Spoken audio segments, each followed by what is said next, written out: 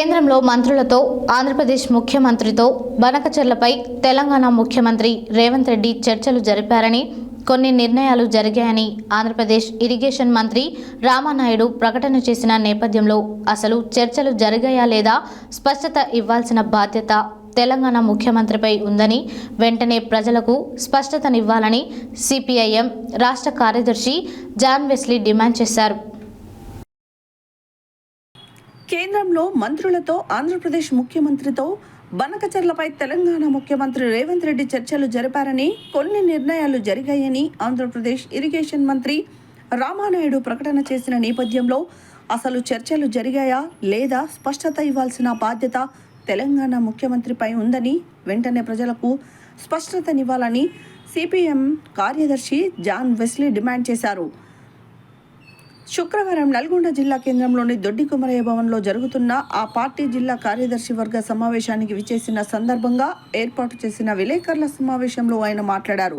రాష్ట్రంలో జరుగుతున్న ఆందోళనకు ముఖ్యమంత్రి స్పష్టమైన ప్రకటన చేయాలని, ఈ గందరగోళాన్ని తొలగించే విధంగా నిపుణులతో చర్చించి అఖిలపక్షంలో సమావేశం ఏర్పాటు చేయాలని డిమాండ్ చేశారు. కేంద్రంలో ఉన్న బీజేపీ రాష్ట్రాల మధ్య వివాదాలు సృష్టించి రాజకీయ లబ్ధి పొందాలని చూస్తుందని విమర్శించారు. బీసీల రిజర్వేషన్పై కేంద్రం పూర్తి స్థాయిలో వ్యతిరేకంగా ఉందని అర్థమవుతుంది. తెలంగాణ రాష్ట్రంలో ఉన్న కేంద్ర మంత్రులు బీసీ రిజర్వేషన్పై ప్రధాన మంత్రిపై ఒత్తిడి తేవడం కానీ, రాష్ట్రానికి ప్రయోజనకరంగా ఉన్నటువంటి అంశాలపై మాట్లాడరు, ప్రశ్నించరు, ఒత్తిడి తేరు. ఈ విషయాన్ని వారే ఎందుకో స్పష్టతనివ్వాలని అన్నారు. రాష్ట్రంలో ఉన్న నిరుద్యోగ సమస్య, గ్రామ పట్టణంలోని ప్రజా సమస్యలు, ప్రభుత్వ పథకాల అమలు కోసం ఉద్యమించబోతున్నట్టు ప్రకటించారు. రాష్ట్ర ప్రభుత్వం ప్రకటించిన హామీలు, అమలు చేస్తున్న పథకాలను ఎప్పటి వరకు పూర్తి చేస్తారనేది స్పష్టమైన ప్రకటన చేయాలని డిమాండ్ చేశారు. ఈ కార్యక్రమంలో రాష్ట్ర కార్యదర్శి వర్గ సభ్యులు పోతినేని సుదర్శన్, జూలకంటి రంగారెడ్డి, జిల్లా కార్యదర్శి తుమ్మల వీరారెడ్డి, ముదిరెడ్డి సుధాకర్ రెడ్డి, నారి ఐలయ్య, డబ్బికార్ మల్లేష్, బండా శ్రీశైలం, పాలడుగు నాగార్జున, కందాల ప్రమిళ, ప్రభావతి, వెంకటేశ్వర్లు, ఎండి హషం, చినపాక లక్ష్మీనారాయణ పాల్గొన్నారు. కృష్ణా జలాల మీద, గోదావరి జలాల మీద ఏంటి అది వస్తున్నటువంటి దాంట్లో ఎన్ని టీఎంసీలు వస్తున్నాయి, ఎన్ని మనం వాడుతున్నాం, ఎన్ని ఇటువైపు పోతున్నాయి, ఎన్నికి మన హక్కులు ఏంటి, అట్లాగే మిగులు జలాల్లో అధికారులు మంత్రులు అందరూ చెప్తున్నారు. నల్గొండ జిల్లా వరకు 3,500 కాన్స్టిట్యూషన్ ఇల్లు ఇస్తామని చెప్పేసి ఇప్పుడు వాగ్దానం సర్వే జరుగుతుంది. ఇవి ఎక్కడ కూడా గ్రామ స్థాయిలో, క్షేత్ర స్థాయిలో పారదర్శకంగా లేవు. నిరుపేదలైనటువంటి ఇళ్ల స్థలాల కోసం దరఖాస్తులు పెట్టుకొని 4 లక్షల మంది జిల్లాలో దరఖాస్తులు పెట్టుకుంటే ఎంపిక చేసినటువంటి 3 లిస్టులు, భూమి ఉండి ఉన్న వాళ్ళ లిస్టు, తర్వాత లేని వాళ్ళ లిస్టు చేసి ఇస్తామని అధికారులు నోడల్ ఆఫీసర్స్ చేస్తారు.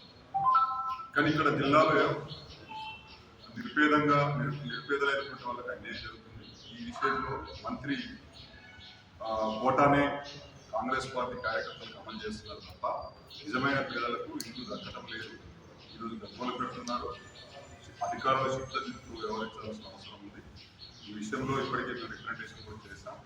అది పారదర్శకంగా వ్యవహరించాలని చెప్పేసి సిపిఎం పార్టీగా డిమాండ్ చేస్తూ ఇట్లనే జరిగితే దానికి వ్యతిరేకంగా పోరాటం కూడా చేయాలి. ఇప్పటివరకు ఆ బాధ్యత తీసుకోకపోవడం వల్ల ఆపరేటర్లు కానీ, రిపేర్లు కానీ రైతులు పెట్టుకోవాల్సి వస్తుంది. కొంతమంది రైతులు పెట్టుకోలేక వదిలేస్తున్నారు. 1,00,000 ఎకరాలకు నీళ్ళు అనేది పోయి 30-40,000 ఎకరాలకు కూడా నీళ్ళు అందనటువంటి పరిస్థితి వస్తుంది. అందుకనే వీటన్నిటినీ ప్రభుత్వం మరి శ్రద్ధ తీసుకొని ఏవైతే హామీలు ఇచ్చారో ఆ హామీలన్నీ కూడా నెరవేర్చే విధంగా చిత్తశుద్ధితో పనిచేయాలి. నల్గొండ జిల్లా ప్రజలకు రైతాంగానికి ఇచ్చినటువంటి హామీలు కూడా ఆ రకంగా పూర్తి చేయడానికి ప్రయత్నం చేయాలి. ఈ జిల్లా నుంచి, పాత నల్గొండ జిల్లా నుంచి 2 మంత్రులు ఉన్నారు. ఇద్దరు కూడా మేము ముఖ్యమంత్రులని ఆ స్థాయిలో చెప్పుకునేటువంటి వాళ్ళే. కానీ మరి 2 మంత్రులు ముఖ్యమైన వాళ్ళకి ఈ సమస్యలన్నీ పరిష్కారం చేయించడంలో ఎందుకు వెనుకబడతా ఉన్నారని వాళ్ళు కూడా పరిశీలించుకోవాలి. వాళ్ళు ప్రత్యేక శ్రద్ధ తీసుకొని పాత నల్లగొండ జిల్లా రాష్ట్రంలో ప్రధానంగా బనకచెర్ల సమస్య మీద చర్చ జరుగుతుంది.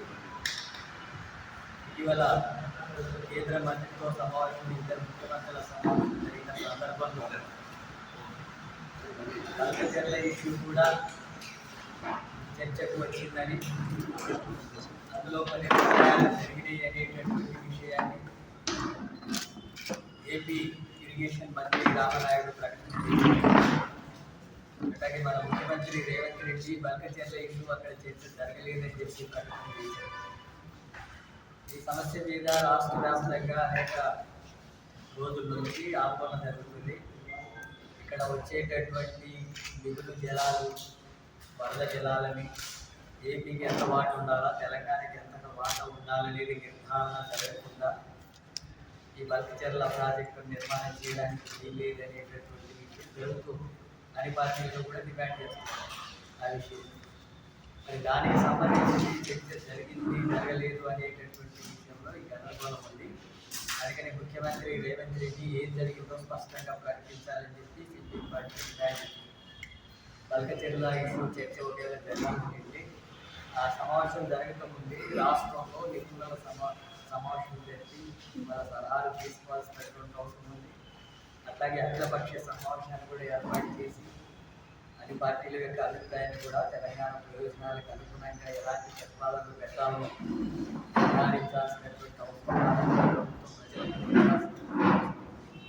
అలాంటిది ఏమీ జరగకుండా కేంద్ర ప్రభుత్వం ఒత్తిడితోన, ఆ చంద్రబాబు నాయుడు ఒత్తిడితోన ఈ సమావేశం జరిగింది. బల్కచెర్ల ఇష్యూలో కూడా ఇది నిర్ధారణలతో కులాంతర మతాంతర వివరించిన చట్టం అనేది తీసుకురావాలని డిమాండ్ చేశారు. అట్లాగే రాష్ట్ర వ్యాప్తంగా ప్రజా సమస్యల మీద పెద్ద ఎత్తున ఆందోళన పోరాటాల కార్యక్రమాన్ని నిర్వహించాలని చెప్పి సిపిఎం పార్టీ రాష్ట్ర కమిటీ ఇటీవల జరిగిన రాష్ట్ర కమిటీలో నిర్ణయం జరిగింది. ఆగస్టు సెప్టెంబర్ నెలలో రాష్ట్ర వ్యాప్తంగా గ్రామాల్లో, బస్తీల్లో స్థానిక సమస్యల మీద వాటి పరిష్కారం కోసం పోరాటాలు నిర్వహించాలి, ఆందోళన పోరాటాలు నిర్వహించాలని మొత్తం రాష్ట్ర నాయకత్వం కూడా గ్రామాలు, బస్తీలకు తరలాలని చెప్పి పిలుపుని కూడా జరిగింది. రాష్ట్ర ప్రభుత్వం చాలా హామీలు చెప్పి ఇప్పటివరకు అమలు చేయలేదు. పేదలందరికీ ఇల్లు నిర్మాణం చేస్తాం, ఇల్లు విగ్రహం ఇల్లు అని చెప్పారు. ఇప్పటివరకు అమలు జరగలేదు. ఇప్పుడు కొన్ని అడ్డంగా తీసుకొస్తున్నా అది గ్రామానికి 5-10 కూడా రావడం లేదు, ఇవ్వడం లేదు. రాష్ట్రంలో 30 లక్షల కుటుంబాలకు ఇళ్ల స్థలాలు లేనటువంటి వాళ్ళు తెలంగాణ. మరి వీళ్ళందరికీ ఇళ్ల స్థలాలు రావాలంటే ప్రభుత్వం తీసుకుంటున్న చర్యలు లాభమాత్రంగా ఉన్నాయి. అందుకనే ముందు ఇళ్ల స్థలాలు లేనటువంటి వాళ్ళందరికీ కూడా 120 గజాల స్థలం ఇవ్వాలా రాష్ట్ర ప్రభుత్వం. దీనికి రాష్ట్ర ప్రభుత్వానికి ఖర్చు కూడా కాదు. ఎక్కడెక్కడ ప్రభుత్వ భూములు